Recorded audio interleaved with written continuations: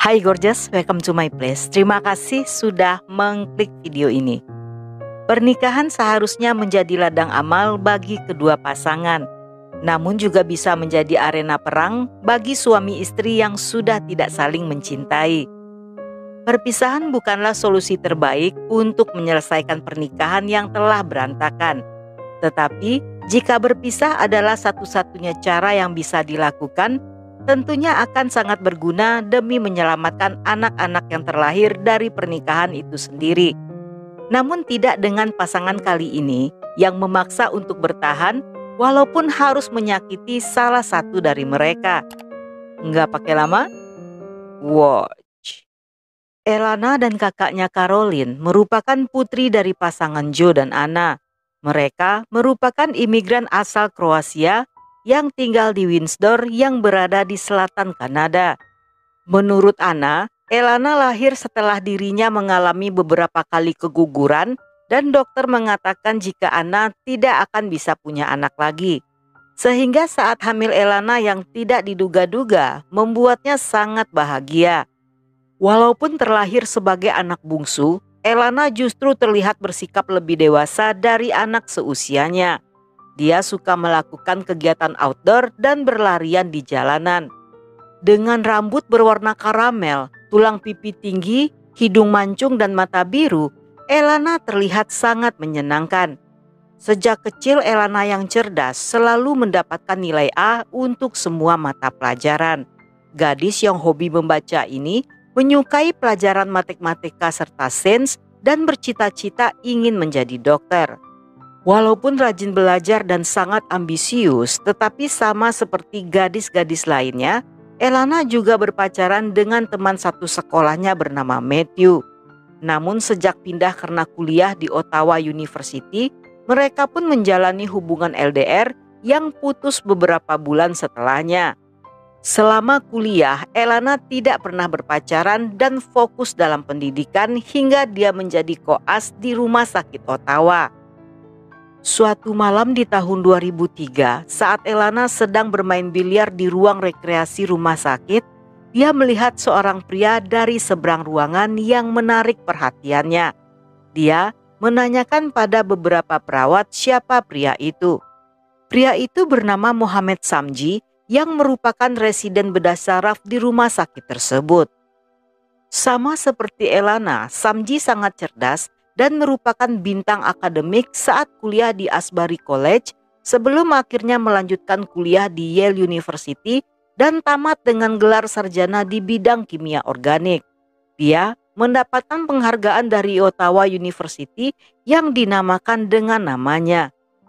Walaupun Samji sangat pintar, namun dalam kehidupan sosial dia dikenal sangat pemalu, pendiam, kurus dan sekaligus sombong.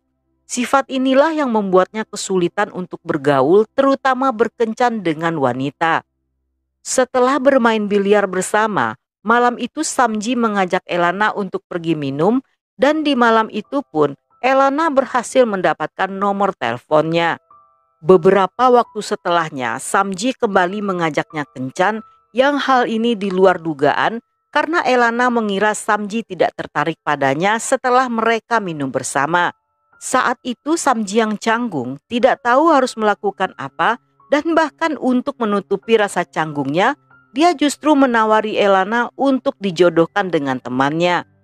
Namun sifat pemalu yang terkesan misterius ini semakin membuat Elana tertarik dan beberapa waktu setelahnya mereka pun berpacaran.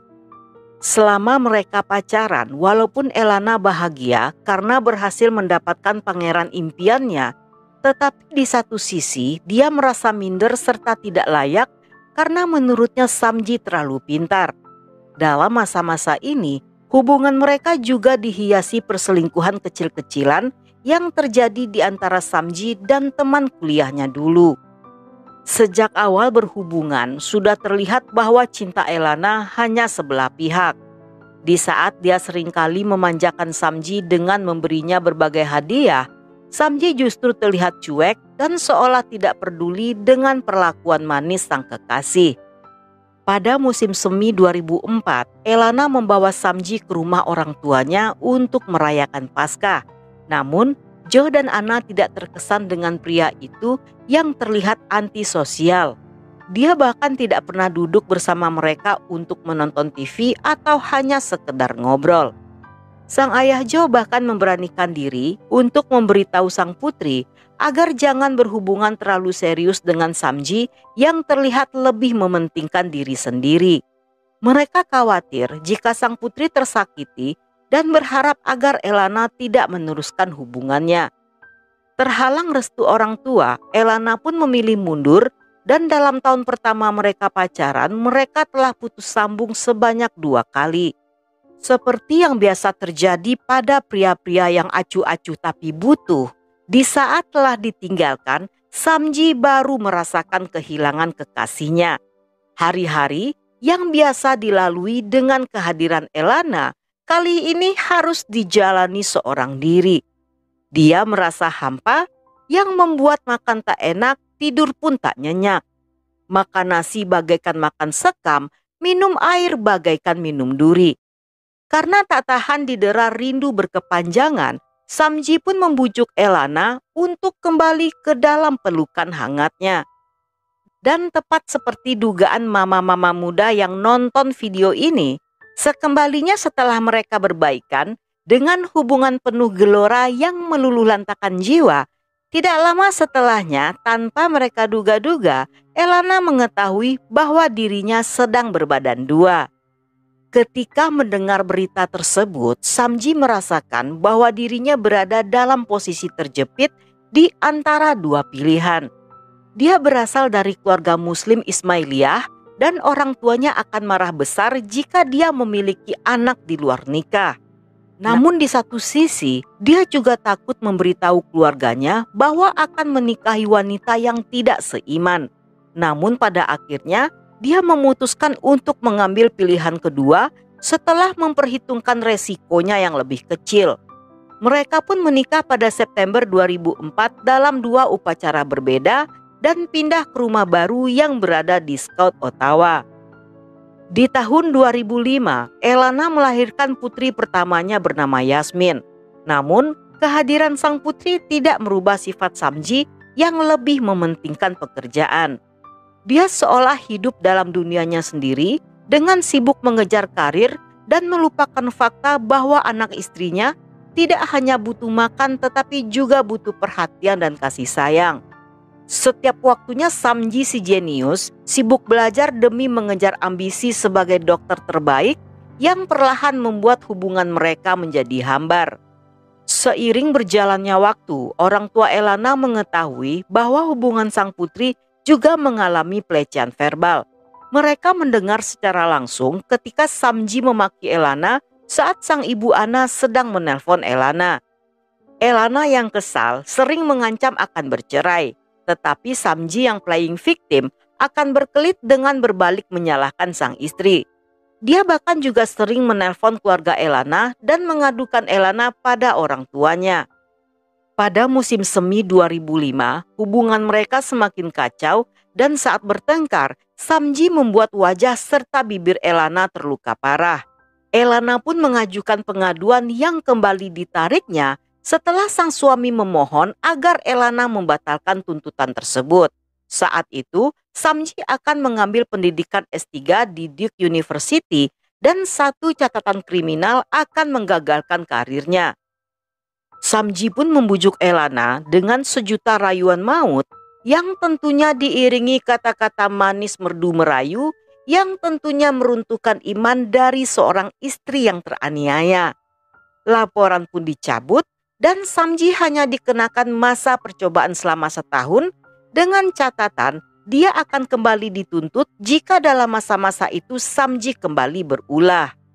Setelah kejadian tersebut, rumah tangga kembali tenang dan mereka pindah ke Carolina, Amerika saat Samji berhasil masuk ke Duke University. Samji berhasil menyelesaikan S3-nya yang berdurasi 5 tahun hanya dalam waktu 3,5 tahun. Saat itu, Elana juga berhasil menamatkan kuliahnya melalui jalur beasiswa dan melahirkan putri kedua bernama Faiza. Di tahun 2009, mereka kembali ke Ottawa dan bekerja di rumah sakit. Saat itu, Samji yang menjadi dokter bedah saraf masih menjalani pelatihannya. Samji dan Elana dikagumi oleh rekan-rekan lainnya dan dianggap sebagai couple goals yang serasi serta cerdas. Mereka sering terlihat memposting kehidupan harmonisnya di media sosial yang terlihat sebagai keluarga yang sempurna. Namun di balik semua tipu daya medsos, apa yang terjadi di balik pintu tidaklah seindah postingan foto-foto yang telah diedit dengan berbagai macam aplikasi. Hubungan yang dari luar tampak sangat diinginkan oleh pasangan lain justru merupakan hubungan beracun karena sifat Samji yang agresif dan suka mengontrol sangat sulit untuk dirubah. Walaupun Samji mengatur segalanya, termasuk belanja bahan makanan, mengganti perabotan di rumah, bahkan mengatur pakaian serta make up yang akan digunakan sang istri, tetapi dia tidak suka menyetir mobil. Kemanapun dia pergi, Elana lah yang selalu mengantarnya seperti seorang supir pribadi. Selain hal tersebut, Samji selalu mengecek di mana keberadaan Elana dengan menelponnya berulang kali ketika Elana sedang berada di luar rumah.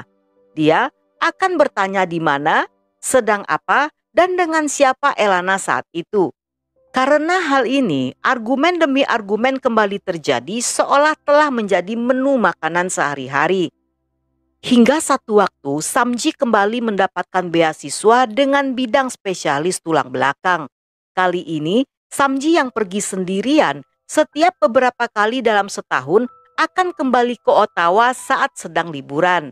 Namun saat berada di rumah, Samji yang sering memakai komputer keluarga lupa melogout akun emailnya yang secara tidak sengaja di sanalah Elana menemukan bahwa suaminya kembali berselingkuh. Ketika dikonfrontasi, Samji mengakui segalanya. Namun, walaupun semua orang terdekat telah memberi saran untuk berpisah, tetapi sekali lagi Elana luluh oleh janji-janji manis Samji yang bahkan telah berencana untuk memiliki anak ketiga. Untuk memperbaiki hubungan, mereka memutuskan pindah ke rumah mewah seharga 21 miliar di Toronto dan melahirkan putra mereka Marius pada tahun 2013. Selama 2 tahun berikutnya, mereka hidup dengan situasi keuangan yang sangat baik. Samji terkenal dengan reputasi sebagai dokter yang memiliki keberhasilan operasi sangat tinggi. Selain itu, Elana juga tergabung dalam asosiasi dokter setempat, yang lagi-lagi semuanya diperlihatkan di medsos yang mencerminkan mereka sebagai pasutri harmonis yang sukses. Walaupun kehidupan mereka di medsos terlihat sangat hebat, tetapi teman serta keluarga Elana menyadari jika wanita itu tidaklah sebahagia seperti yang ditampilkan di postingannya. Dalam beberapa foto, tampak dia mengalami beberapa luka termasuk tangannya yang sedang dibalut perban. Tanpa perlu menduga-duga, mereka tahu jika semua itu adalah perbuatan Samji. Namun, Elana lebih memilih untuk memendam deritanya sendirian. Pada beberapa teman dekatnya, Elana mengaku jika Samjilah yang mengatur medsos milik Elana. Dia akan memilih siapa saja yang pantas berteman dengan Elana, termasuk foto mana yang boleh diposting. Bahkan dia juga menerapkan aturan pada ketiga anaknya dan tidak akan membiarkan mereka berteman dengan anak-anak yang tidak sesuai kriterianya. Ketika salah satu keinginannya tidak terpenuhi, Samji akan marah-marah sambil memaki istrinya sebagai istri yang tidak berguna. Di lain hari, dia akan mengatakan bahwa seharusnya dia meninggalkan Elana atau hidupnya akan lebih baik jika tanpa Elana. Seperti yang sering terjadi dalam beberapa kasus sebelumnya, bahwa di dunia ini tidak ada yang benar-benar sempurna. Dan di tahun 2006, Elana kembali mendapati Samji selingkuh yang kemudian dibalas Elana dengan ikut berselingkuh dengan salah satu dokter yang juga telah menikah. Dan pada pertengahan November, Elana pun memutuskan untuk bercerai. Pada 25 November, setelah kembali dari sebuah konferensi kedokteran, Elana menyerahkan surat cerai pada Samji yang membuat pria itu marah dan mereka pun bertengkar. Samji yang tidak bisa menahan emosinya memukul serta mencekik hingga Elana tewas. Saat itu Yasmin, putri pertama mereka, yang mendengar suara keributan sempat membuka pintu dan menanyakan apa yang terjadi. Namun, Samji yang sedang berlutut di sisi lain tempat tidur mengatakan tidak ada apa-apa sambil menyuruh sang putri kembali ke kamarnya. Samji yang panik segera membereskan kekacauan dengan memasukkan Elana ke dalam koper dan membuangnya dari atas jembatan. Keesokan harinya, Samji bersikap biasa seolah tidak terjadi apa-apa. Dia bahkan sanggup melakukan beberapa operasi untuk menyelamatkan pasiennya. Agar orang-orang tidak curiga, dia juga membalas SMS yang masuk ke ponsel Elana dan berpura-pura sebagai istrinya. Sementara kedua orang tua Elana yang selama 4 hari tidak mendengar kabar dari putrinya mulai merasa khawatir. Namun saat mereka menelpon Samji, dia justru mengatakan jika Elana telah kabur di tengah malam bersama selingkuhannya. Jawaban tersebut membuat Joe dan Anna curiga karena tidak mungkin Elana meninggalkan ketiga anaknya hanya demi pria selingkuhannya. Mereka pun menghubungi tetangga Elana yang merupakan teman baik serta mantan manajernya untuk memeriksa rumah Elana. Dan wanita itu mengatakan jika mobil Elana masih berada di rumah, yang menandakan jika Elana tidak pernah pergi seperti pengakuan Samji. Pada dini hari di hari yang sama, mereka terbang ke Toronto dan masuk menggunakan kunci cadangan pada jam 5 pagi. Rumah terlihat dalam keadaan rapi, namun ada 2 buah karpet yang hilang serta telepon rumah dilepas dari dinding. Saat Samji terbangun, dia kaget menemukan kedua mertuanya telah berada di sana dan sedang menyiapkan sarapan untuk cucunya. Tanpa basa-basi terlebih dahulu, Samji menanyakan apakah kemarin merekalah yang telah menelpon polisi. Karena sehari sebelumnya polisi mendatangi rumah Samji untuk menanyakan keberadaan Elana, yang dijawab oleh pria itu dengan jawaban yang sama jika Elana kabur dengan pria lain. Pada 2 Desember pagi hari, seorang pemadam kebakaran menemukan koper yang terlihat mencurigakan di dekat Sungai Nashville dan melaporkannya pada polisi. Saat berada di TKP, dalam koper tersebut ditemukan jasad seorang wanita dengan kondisi wajah telah hancur membusuk. Di koper tersebut masih menempel tag alamat pemilik koper atas nama Elana Samji. Mereka pun menghubungi keluarga Elana dan memastikannya dengan cara melakukan tes DNA yang hasilnya cocok. Hasil otopsi menyatakan di tubuhnya terdapat luka lebam, tulang rusuk patah, rambutnya telah dipotong, dan penyebab kematiannya karena sesak nafas. Saat itu Samji telah kabur bersama salah seorang saudaranya menuju ke wilayah Barat Daya. Namun dia berhasil ditangkap pada jam 8 malam saat sedang berhenti untuk minum kopi di daerah Mississauga.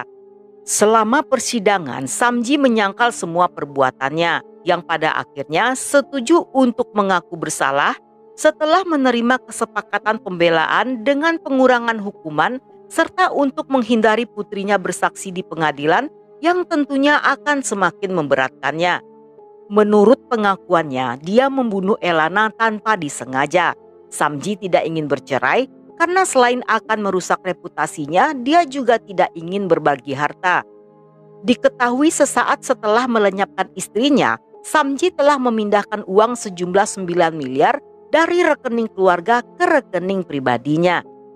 Pada 8 April 2019, Samji divonis hukuman penjara seumur hidup dengan kesempatan pembebasan bersyarat setelah 14 tahun. Setelah usaha panjang dan melelahkannya untuk berada di puncak, hanya dalam waktu beberapa menit saja, reputasi dan lisensi kedokteran yang selama ini dibangga-banggakannya telah dicabut untuk selamanya. Dan sejak saat itu, dia yang biasanya tidur di atas kasur seharga ribuan dolar, harus membiasakan tubuh berharganya untuk tidur beralaskan kasur tipis dengan spray lusuh dan kloset yang digunakan beramai-ramai. Hak asuh ketiga anaknya jatuh ke tangan Joe dan Anna yang membawa mereka kembali ke kampung halamannya di Windsor. Dalam satu wawancara, Yasmin, putri tertua Samji, mengatakan bahwa dia sangat membenci ayahnya yang telah membuat dia dan adik-adiknya kehilangan ibu mereka. Dia bahkan berharap tidak akan pernah melihat ataupun mendengar nama sang ayah yang membuatnya sangat muak.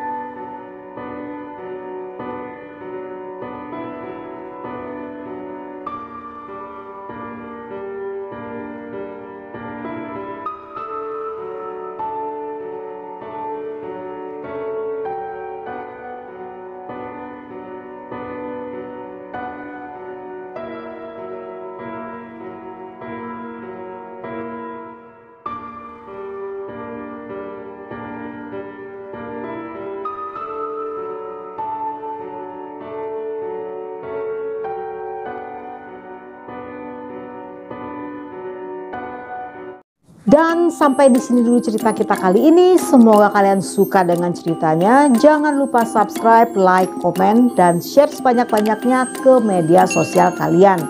Dan buat kalian yang masih betah hingga akhir, thank you, love you, have a nice day, and then see ya.